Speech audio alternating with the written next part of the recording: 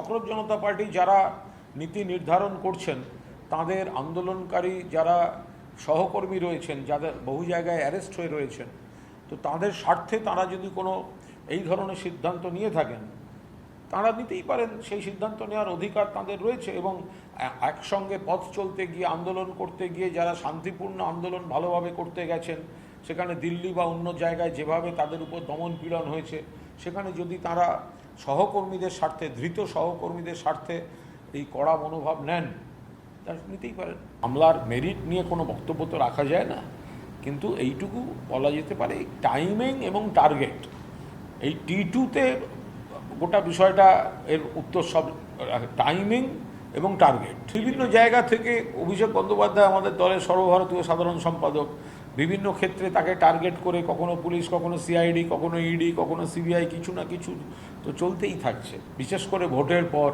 একটা ট্রেন্ড হয়ে গেছে আমাদের প্রতিপক্ষের, যাও গিয়ে অমুকের নামে বা আরও কর্মীদের নামে, যে যেখানে আছে তাদের নামে একটা করে মামলা ঠুকে দিয়েছে। ক্যাগ রিপোর্ট নিয়ে আমাদের বক্তব্য হচ্ছে, ক্যাগ রিপোর্ট, ক্যাগ কেন্দ্রীয় সরকারের আওতাভুক্ত, গোটা নিয়ন্ত্রণাধীন।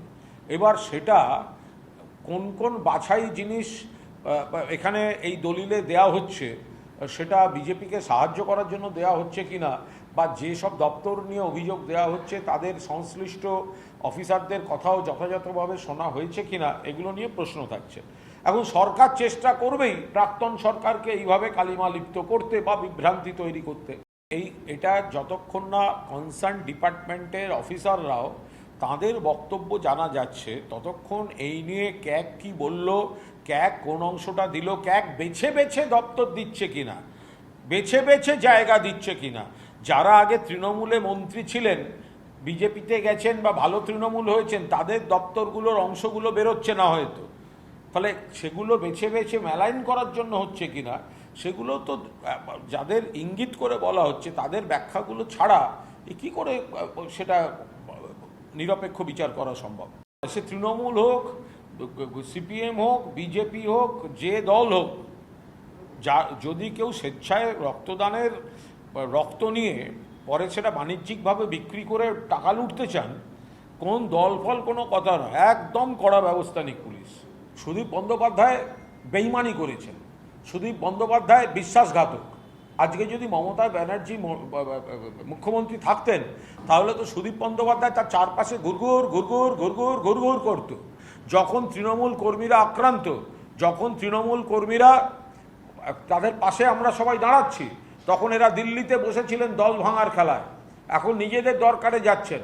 ঘর শত্রু বিভীষণের মতো এই বিশ্বাসঘাতকরা যারা মমতা বন্দ্যোপাধ্যায়ের সঙ্গে থাকছেন, তাদের নাম মুখ্যমন্ত্রী হোক বা পুলিশ মন্ত্রী হোক বা পুলিশ হোক বা কারুর হাতে দিয়ে দিয়ে বলছেন এদের নামে মামলা করো, এদেরকে হ্যারাস করো, এদেরকে অমুক করো। সুদীপ বন্দ্যোপাধ্যায়ের এই যে রোল, তাতে বিভীষণ থেকে মির্জাফর এরা সবাই লজ্জা পাবেন। বাঞ্চ অফ গাদ্দার্স, বাঞ্চ অফ বেইমানস। দিল্লিতে এই সাংসদরা 20খানা বেইমান। এরা 2024 সালে বিজেপির বিরোধী প্রার্থী হিসেবে, তৃণমূল কংগ্রেসের প্রার্থী হিসেবে, মমতা বন্দ্যোপাধ্যায়ের প্রার্থী হিসেবে জিতে লোকসভায় গিয়েছেন, দিল্লিতে গিয়েছেন। রাজ্যসভার যারা বিদ্রোহী তারা ইস্তফা দিচ্ছেন, কিন্তু লোকসভার যারা তথাকথিত বিদ্রোহী তারা আঁকড়ে থাকছেন। তাদের অবিলম্বে সাংসদ পদ খারিজ হওয়া দরকার। স্পিকার অবিচার করছেন, পক্ষপাত দুষ্ট আচরণ করছেন। এদের পলিটিক্যাল কেরিয়ার শেষ। দ্বিতীয়বার বাংলার মাটিতে এত বড় বেইমানদের কোনো ভোটার ভোট দেবেন না। তারাতলায় বাড়ি ভেঙে পড়ল, বিধানসভায় কারোর সই তুলে মুখ্যমন্ত্রী বললেন, আমরা বলিনি, মুখ্যমন্ত্রী বলেছেন দেখুন কার সই আছে, কাউকে ছাড়া হবে না। ভালো তৃণমূল হয়ে গেল, মুখ্যমন্ত্রী ভুলে গেলেন।